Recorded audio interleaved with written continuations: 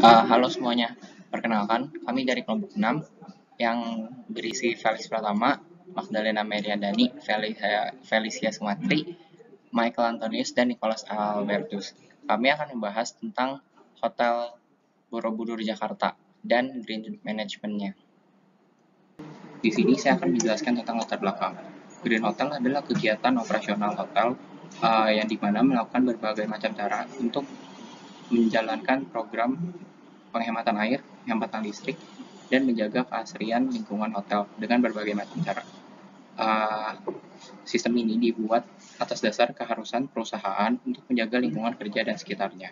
Pada video kali ini saya akan membahas tentang Hotel Borobudur yang terletak di ibu kota Jakarta. Memiliki aspek-aspek Green Hotel manajemen yang sangat baik. Alasan kami memilih hotel ini karena memenuhi kualitas untuk dinobatkan sebagai Green Hotel karena memiliki responsible marketing, responsible consumer, Green Hotel management, dan corporate CSR yang baik. Berikut adalah tabel konten yang akan dijelaskan oleh teman-teman saya. Selanjutnya adalah SRM. SRM atau Social Responsible Marketing adalah di mana suatu marketing yang menargetkan suatu pasar sekaligus juga berkontribusi kepada masyarakat agar masyarakat dapat mengenal produk tersebut dengan baik dan luas. Tujuan dilakukannya SRM adalah untuk memperkuat atau menjaga image secara positif, lalu juga agar kandidat-kandidat dapat bekerja di hotel tersebut, Hotel Borobudur, lalu juga mempunyai manajemen risiko yang baik. Dalam hal ini, marketing artinya pemasaran, lalu juga responsible artinya bertanggung jawab. Artinya adalah sebuah perusahaan harus bertanggung jawab atas iklan yang dibuatnya. Ada salah satu syarat dalam membuat iklan, yaitu iklan tersebut harus beretika. Contohnya, di gambar tersebut ada iklan yang bertuliskan Father Day. Itu merupakan iklan yang sangat beretika, atau bisa dibilang tidak buruk. Contoh iklan yang buruk adalah di mana suatu hotel, misalkan adalah di mana suatu hotel mempromosikan perusahaannya dengan menampilkan sebuah wanita yang bertubuh seksi lalu juga bertuliskan ayo bersamaku di hotel ini. Itu merupakan contoh iklan yang beretika yang buruk karena iklan tersebut mengandung pornografi. Semua hal yang berbau pornografi, obat-obatan, alkohol, dan lain-lain yang bersifat negatif itu merupakan iklan yang tidak beretika. Lalu selanjutnya adalah kontribusi sosial responsible marketing dari Hotel Borobudur.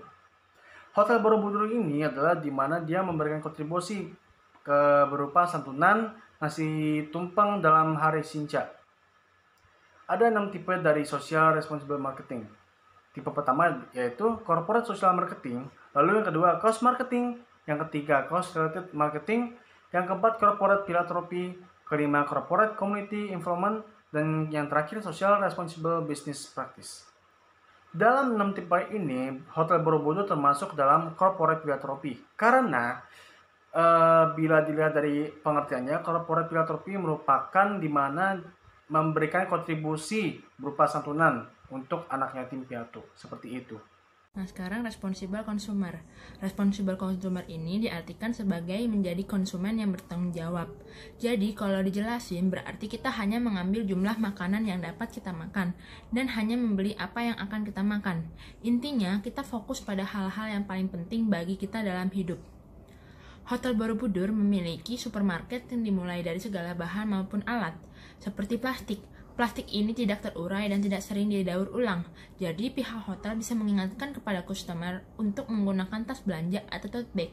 Hotel bisa juga menjual tas belanja di dekat kasir atau pihak hotel terpaksa menjual kantung plastik dengan harga yang masuk akal. Untuk mengurangi jumlah air dan jumlah energi, pihak hotel harus mengedukasi para tamu lewat stiker yang bertuliskan saving energi atau gunakan energi seperlunya. Jadi, dengan adanya stiker, tamu bisa lebih bijak dalam menggunakan energinya. Oke, selanjutnya ada Sustainable Supply Chain Management dan Green Financing.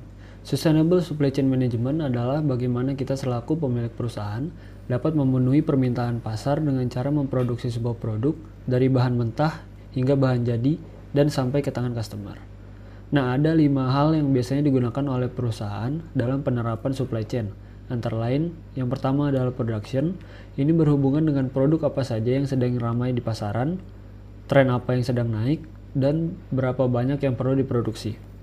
Yang kedua ada inventory, ini tentang produk apa saja yang harus disimpan dan berapa jumlah barang yang harus disimpan. Yang ketiga ada location, berhubungan dengan tempat yang harus digunakan untuk menjadi tempat penyimpanan dan juga fasilitas produk apakah efisien atau tidak secara finansial. Yang keempat ada transportation, ini berhubungan dengan bagaimana perpindahan produk atau barang dari satu rantai ke rantai lainnya. Yang kelima ada information, ini berhubungan dengan data yang harus dikumpulkan dan pembuatan keputusan. Selanjutnya adalah green finance. Ini adalah konsep green yang ditujukan pada proses mengelola uang, yaitu dengan konsep dasar ramah lingkungan. Aktivitas yang dilakukan antara lain adalah investasi pendanaan dan manajemen aset. Dengan melakukan green management dapat mengurangi biaya dan meningkatkan pendapatan. Dan tujuan utama green financing adalah dengan membuat cara pembangunan yang ramah lingkungan. Adapun peranan supply chain dalam kegiatan transportasi sangat penting bagi Hotel Borobudur, di mana seluruh pergerakan yang meliputi bahan mentah sampai bahan jadi, seperti bahan makanan dan lain-lain, yang terdapat di dalam bagian supply chain, itu digerakkan oleh bidang transportasi. Oleh karena itu, Hotel Borobudur sekarang masih mempertahankan rantai pasoknya. Green financing Hotel Borobudur adalah dengan membuat area hotel seakan seperti kebun atau hutan dengan banyaknya pepohonan dan ekosistem alam lainnya.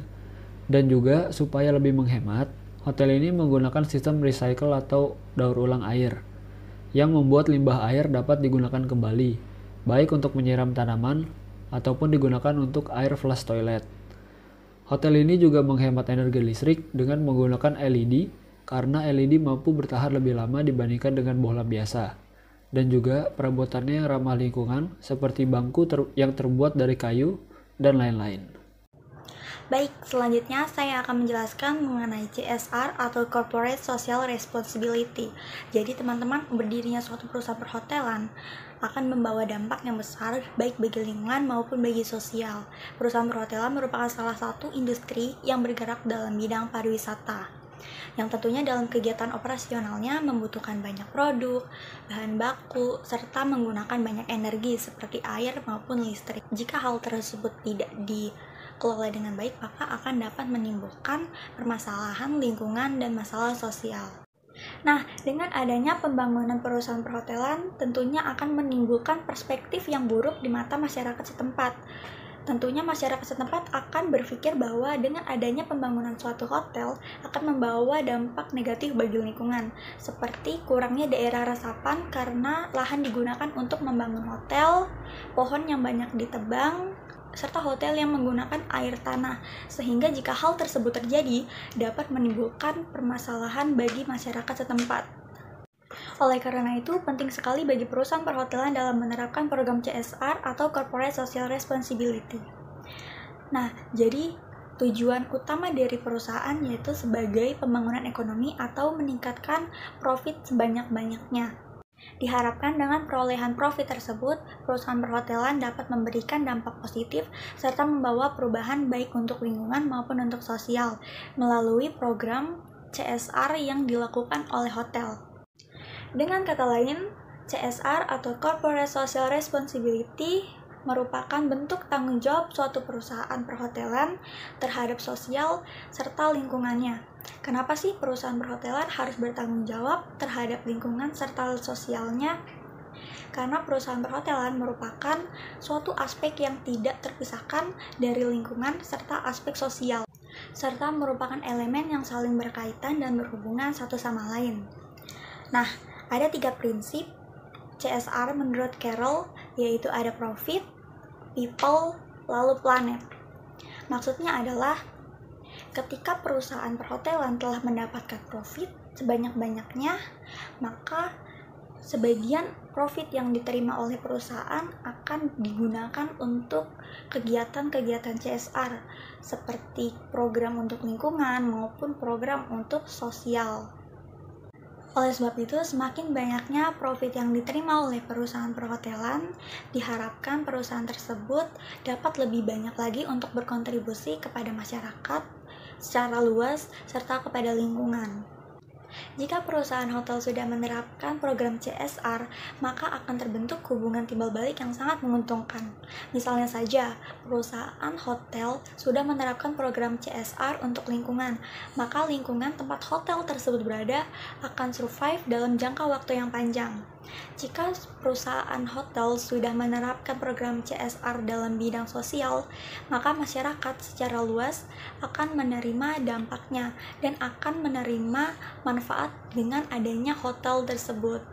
Sehingga masyarakat pun akan memiliki pandangan yang positif serta tidak merasa dirugikan dengan berdirinya suatu hotel. Keuntungan apa aja sih yang bisa didapatkan oleh perusahaan jika menerapkan program CSR?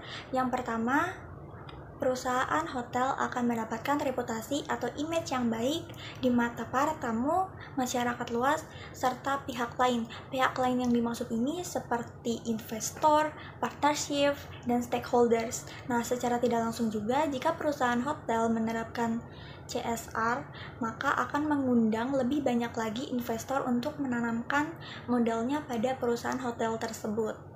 Nah, manfaatnya bagi investor tersebut yaitu secara tidak langsung akan tercipta green investing, di mana investor menanamkan modalnya pada perusahaan yang bertanggung jawab terhadap lingkungan dan sosial. Lalu selanjutnya, perusahaan akan mendapatkan respon positif dan dukungan dari masyarakat.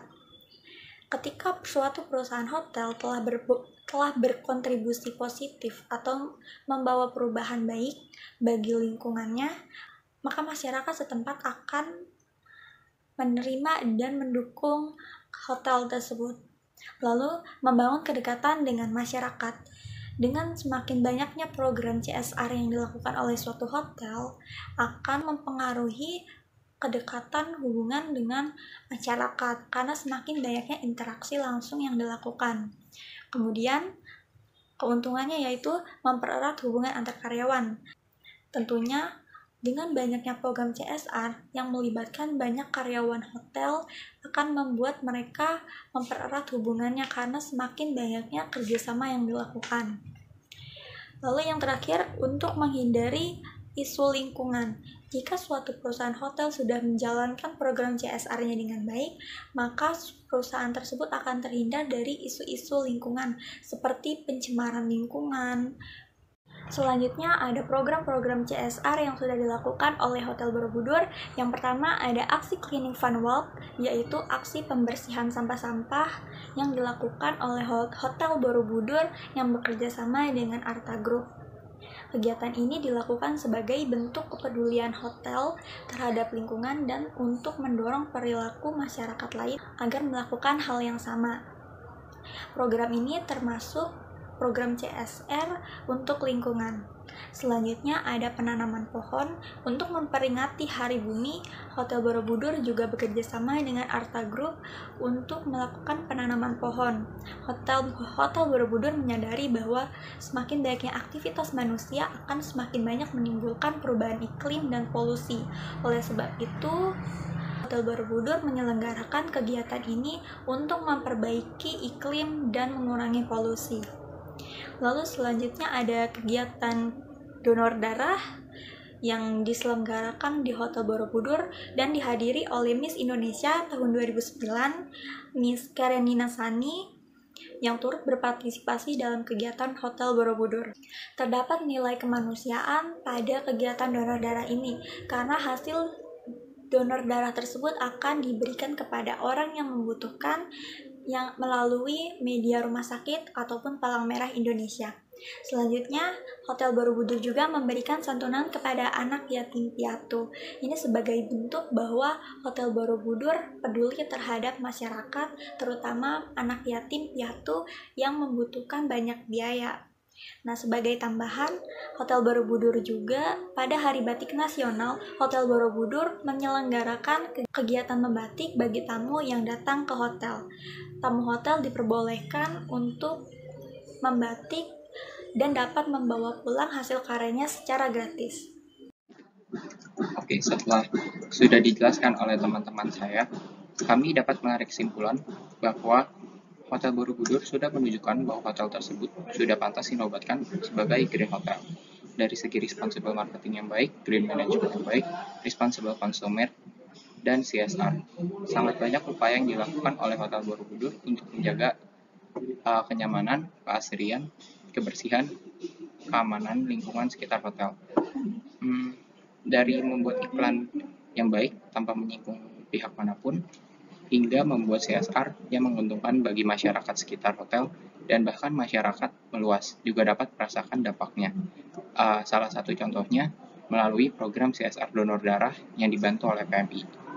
Sekian dan terima kasih.